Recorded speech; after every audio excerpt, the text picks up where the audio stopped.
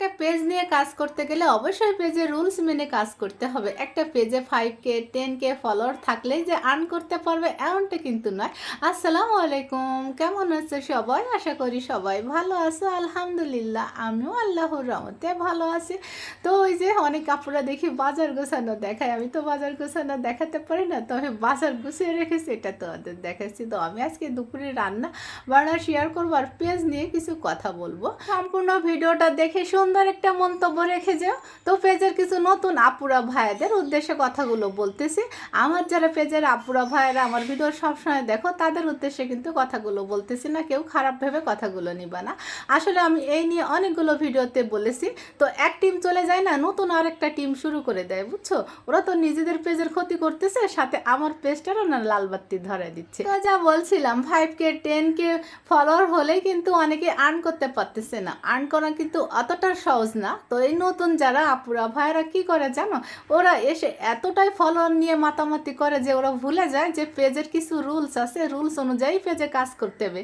রুলসের বাইরে কাজ করলে কিন্তু কখনো মনিটাইজেশন আসবে না। আর আমি একটা জিনিস বুঝি না, এরা এত ফলোয়ার নিয়ে কি করবে? অবশ্যই ওয়াচ টাইম তো ফিল আপ করতে হবে, তাই না?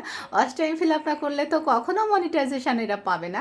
তো এরা যেভাবে ফলোয়ার নিয়ে মাতামাতি করে, আমার মনে হয় এরা ফলোয়ার দিয়ে টাকা ইনকাম করবে। তোমাদের বলছি তোমরা ফলোয়ার নিয়ে মাতামাতি না করে নিজের ভিডিও দেখে ফোকাস দাও, ভালো ভালো কোয়ালিটিফুল ভিডিও আপলোড দাও, ইনশাল্লাহ ভালো ভিউজ হবে। ভিডিও একটা ভাইরাল হয়ে গেলে তোমাদের ওয়াচ টাইমও ফিল আপ হয়ে যাবে আর ফলোয়ারও অনেক আসবে।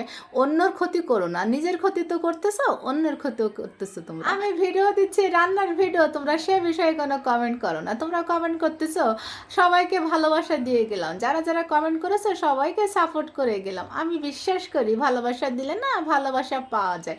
আমার পেজটা সবাইকে ঘুরে আসার জন্য অনুরোধ রইল, আমাকে একটা ফলো দিয়ে আসবে, আমার ভিডিওগুলো দেখে। আরে আপুরা ভাইরা না কমেন্টগুলো কপি করে রাখে, একদম ভিডিও আপলোড করার সাথে সাথে এগুলো পেস্ট করে দেয়।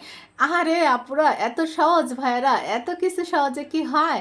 যার কাছে ফলো চাচ্ছ তার পেজে একটু যাও না শোনা, তার ভিডিওটা সম্পূর্ণ দেখো, দেখে একটু সুন্দর করে মন্তব্য রেখে আসো, একটু না কষ্ট করো, দেখবা ওই আপুটা ওই ভাইয়াটাও তোমার পেজে যাবে, তোমার ভিডিও দেখবে, দেখে সুন্দর একটা মন্তব্য করে আসবে আর তোমাকে সাপোর্টও করে আসবে। কয়েকটা আপুরা ভাইরা আমার প্রত্যেকটা ভিডিওতে, বড় ভিডিও, রিলস ভিডিও, লেখাপড়, ছবি পোস্ট, সবগুলো পোস্টে তারা এসে কি করতেছে, ওই যে কমেন্টগুলো কপি করে রাখছে সাথে সাথে ওরা পেস্ট করে দিয়ে চলে যাচ্ছে। আর এই ধরনের কমেন্টে আমার ভিডিওর রিচটা কিন্তু একেবারে ডাউন হয়ে যাচ্ছে। এদেরকে কি করে বুঝাই, এরা কেন আমার ক্ষতি করতেছে আমি বুঝতেছি না, যার জন্য না আমি এই কথাগুলো বলতে বাধ্য হয়েছি এই ভিডিওতে।